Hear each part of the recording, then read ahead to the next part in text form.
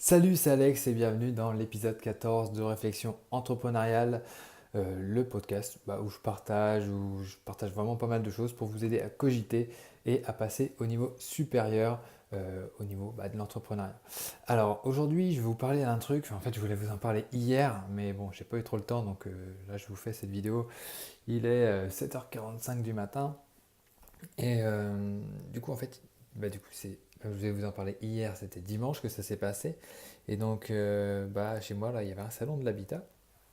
Et donc, voilà, avec ma chérie, on allait se promener pour voir ce qu'il y avait, etc. Et puis, on a vu que, bon, enfin, nous, on a pour projet de construire une maison, donc on s'est renseigné, quoi, tout simplement. Donc, on a vu plusieurs constructeurs de maisons individuelles pour voir ce qu'ils proposaient. Et aujourd'hui, je tenais à partager avec vous la façon dont on reçoit des prospects. Et ça, c'est vraiment très intéressant parce que on est allé voir euh, 4 ou 5 constructeurs de maisons individuelles et même un promoteur. Et la façon dont on est reçu est vraiment, enfin, varie vraiment du tout au tout.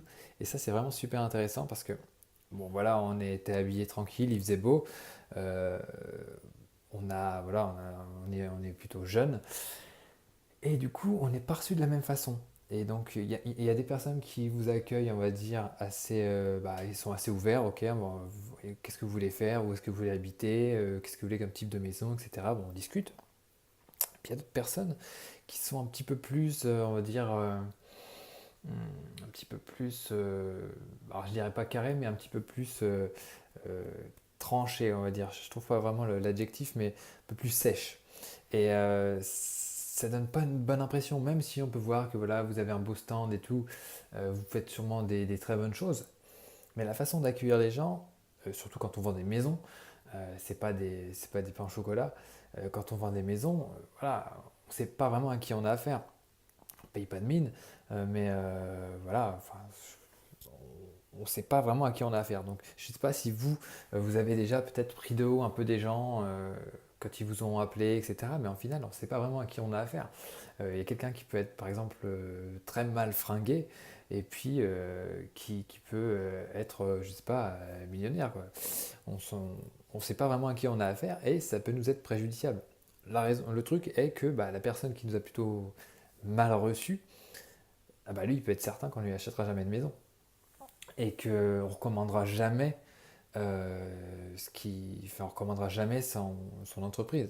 Alors que la personne qui nous a plutôt bien accueillis, très sympathique, qui s'intéresse, qui essaye de proposer des solutions très avenantes, celle-là, automatiquement, on aura plus tendance à revenir vers elle. Encore mieux, comme je vous le disais au début de la vidéo, on a vu un promoteur. Alors du coup, eux, ils ne construisent pas des maisons individuelles, mais c'est pas pour ça qu'ils vous négligent. Et là, en plus, c'était très bien reçu. Ils nous en ont même dit, ah si jamais vous voulez plus d'informations sur ci, ça, vous pouvez venir. Ok, aujourd'hui, on va pas être leur client, mais qui dit que dans 5, 10, 15 ans, on ne sera pas leur client. Et quand on fait de la promotion immobilière, ça peut être très intéressant. Donc c'est pour ça qu'il ne faut pas négliger des gens qui arrivent comme ça dans un stand. Il y a un échange qui se fait, on est sympa, on est là pour échanger. De toute façon, dans les salons, c'est à ça que ça sert. Et donc voilà. Donc voilà, je voulais juste vous parler de ça, un petit peu de cette façon d'accueillir les gens quand on ne les connaît pas vraiment. Et au final, enfin voilà, il y a plein de choses qui peuvent découler. Et au final, ils ne le sauront jamais. Ils ne sauront jamais que parce qu'ils se sont comportés un petit peu mal, ils n'auront jamais ce projet-là, etc. Où il y a des choses qui peuvent se passer après en arrière-plan, hein. Les gens parlent entre eux, hein, vous êtes au courant. Euh, et au final, il faut que j'arrête de dire au final, mais du coup, il y a comment dire, des contrats qui parfois ne se signent pas, tout simplement parce que la personne s'est mal comportée ou s'est mal comportée avec quelqu'un qu'on connaît et on va nous conseiller non, non, va pas avec celui-là parce que c'est vraiment c'est pas bien, tu vas plutôt avec lui. Et au final, voilà, c'est ce qu'on appelle tout simplement le bouche à oreille, mais le bouche à oreille, justement, ça se travaille tous les jours et ça se travaille en accueillant bien les prospects. Et même si on fait du bon boulot, et bien après, enfin, ça peut être un moyen entre guillemets, de trier ses clients, mais faire ça à la tête du client, je pense pas que ce soit vraiment une bonne stratégie parce que sur le long terme, ça se sait et ça sera préjudiciable. Donc voilà, je tenais à vous faire réfléchir là-dessus.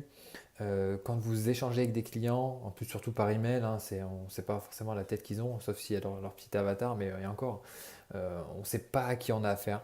Donc le but du jeu, c'est de traiter les gens avec respect, s'intéresser à eux, et puis dans la mesure du possible, les aider, les rediriger vers des bonnes choses, et qui sait, ça payera probablement un jour. Donc voilà, merci d'avoir écouté ce nouveau podcast. Là, je vais pouvoir commencer ma journée et je vous dis à très bientôt pour un nouvel épisode. Et puis dites-moi en commentaire juste en dessous ce que vous pensez de ça. Est-ce que vous avez déjà été mal reçu? Est-ce que vous avez déjà été bien reçu? Que ça vous a donné envie de recommander des gens? Ou le contraire. Donc dites-moi tout ça en commentaire. Et puis, je vous dis à très bientôt. Et n'oubliez pas de vous abonner pour recevoir les futurs épisodes. Merci à vous et à très bientôt. Ciao!